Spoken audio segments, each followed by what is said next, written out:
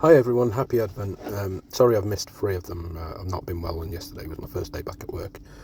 I'm still not right, and I could beat myself up over it, but we talked about grace earlier in the video, so I'm actually going to accept that grace and give myself some grace for a change. So, it's the 16th of December, and today I want to talk about, because of Christmas, we can have the ability to choose love. It actually goes back to Genesis, because God gives us free will. And we have the ability to choose love. And love isn't what most people confuse it for. It's not just an emotion. It's not just a feeling. Our feelings can lie to us. The Bible talks about this. So, in the New Testament, in the Greek, there are 3 main words that get translated as love. There is eros, which is romantic love. This is the kind of love you should have for your spouse. And it's a love of attraction. Like I said, it's a romantic love. It's the one everybody thinks of as love. And then there is paphos, which is a much more selfish love. It's the most selfish of the 3. Paphos, you love someone because you like them. You love them because you like the things they do. You could say you love them because you like what you get out of them. It doesn't take into account, it doesn't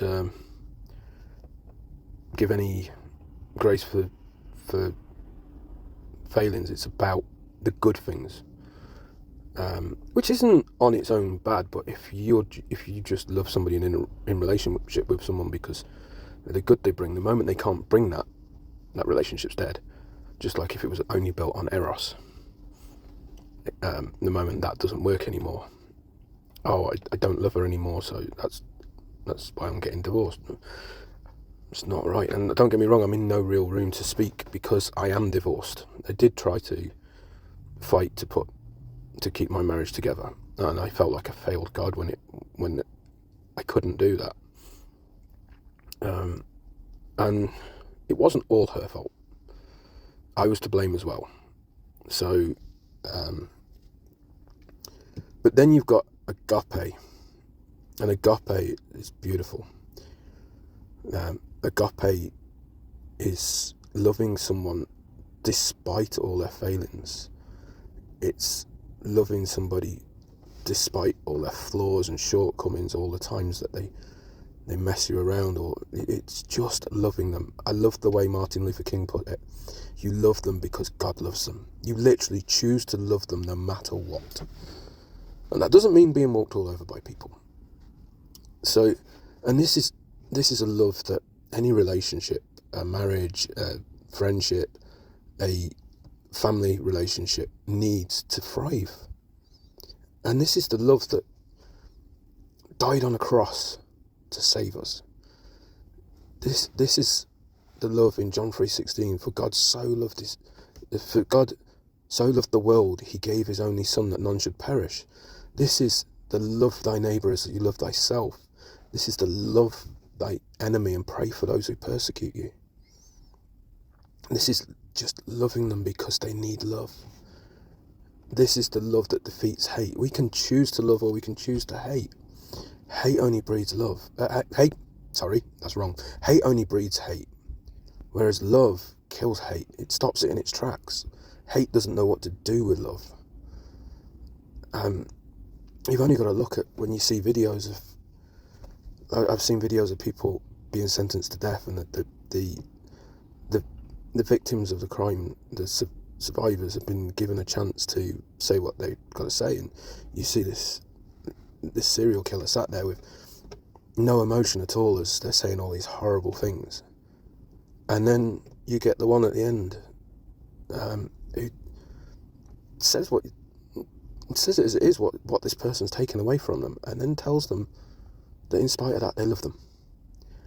And you watch this person with no emotions suddenly break down in tears because they don't know what to do with that. It disarms hate. And that's the love that God brought to the world when he took on flesh, died and rose again.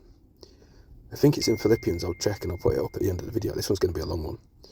It's not it's not a 2-minute description of what love really is. But I think it's in Philippians. It says, love is patient, love is kind, love is no keeper of wrongs, and the list goes on. Love is not just an emotion. It's not just a feeling. Love has some very strong emotions, and in its early stages, very much it can be a feeling. But love very quickly becomes a choice. And you can choose to love and walk in love, or you can choose hate, indifference. It's just, love is so much more than what we give it credit for. So have an amazingly blessed day. Hope you have a very blessed Christmas. And God bless. Take care. Guys and girls, I got it wrong. It's in 1 Corinthians 13, starting at verse 4. Love is patient and kind. Love does not envy or boast. It is not arrogant or rude. It does not insist on its own way. It is not irritable or resentful. It does not rejoice at wrongdoing, but rejoices with the truth. Love bears all things, believes all things, hopes all things, endures all things.